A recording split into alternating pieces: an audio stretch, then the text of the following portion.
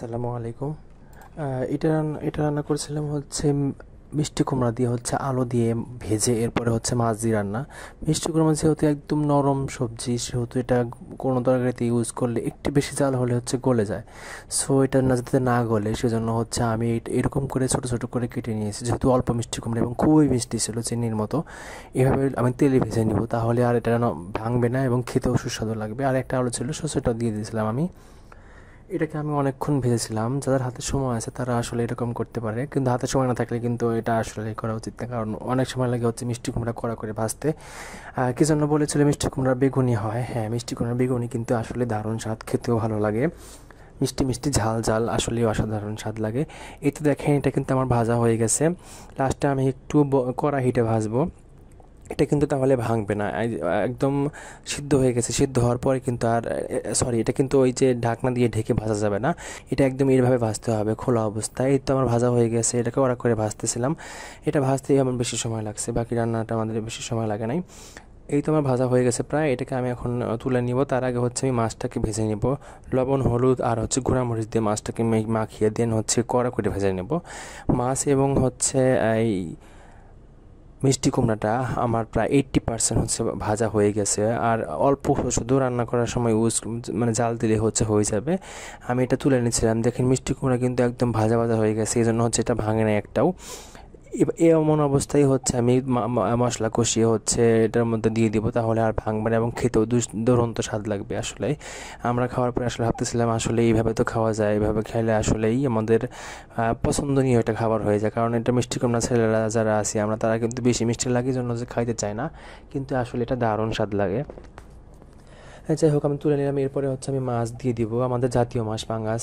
আমাদের ব্যাচেলারদের জন্য এই মাছটা আসলে, বা আমাদের মতো গরিবদের জন্য হয়েছে মাছটা আসলেই খুবই উপকারী একটা খাবার।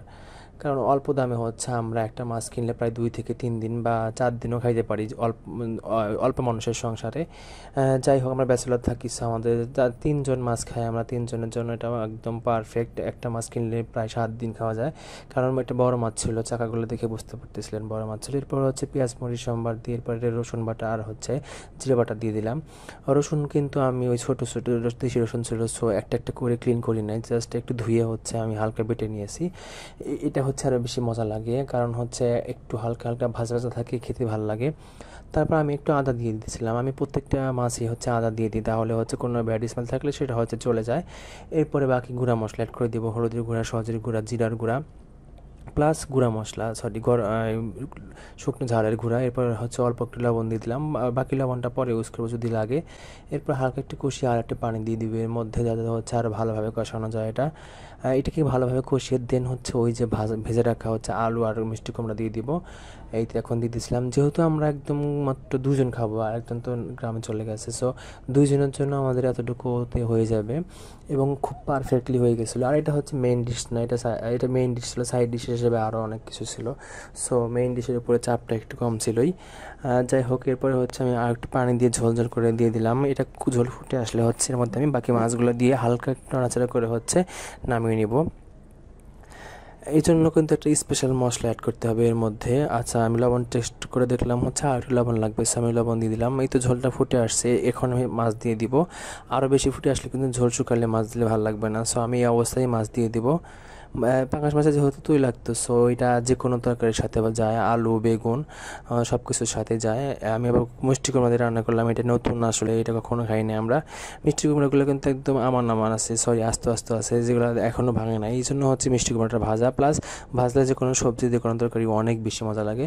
এটা হতে থাকুক, আমি একটা মশলা তৈরি করে নেব এখন। এটা হচ্ছে 5 ফোড়ন প্লাস হচ্ছে জিরা আর হচ্ছে তেজপাতা ছিল। এটাকে মশলা করে নিলে যে কোনো তরকারির মধ্যে সবজি বা গোস্ত বা মাছ যে কোনো সবজি লাস্টের দিকে হচ্ছে এটা দিলে ভালো একটা স্মেল আসে এবং খেতে হচ্ছে অনেক বেশি ভালো লাগে। এটাকে জাস্ট আমি ভালোভাবে গরম করে দেন গুঁড়া করে নিচ্ছিলাম হচ্ছে আমাদের ঐতিহাসিক সেই পাটায়। আমাদের যেহেতু ব্লেন্ডার নাই, সো পাটায় ইউজ করতেছিলাম। তারপরে হচ্ছে অল্প একটু দিয়েছিলাম, বেশি দিলে কিন্তু বেশি স্মেল চলে আসবে, তখন আর খাইতে ভালো লাগবে না। আমি অল্প ইউজ করেছিলাম এবং প্রত্যেকটা রান্নার লাস্টের দিকে অল্প ইউজ করি, এটাকে নামিয়ে নিয়ে রান্না রেডি।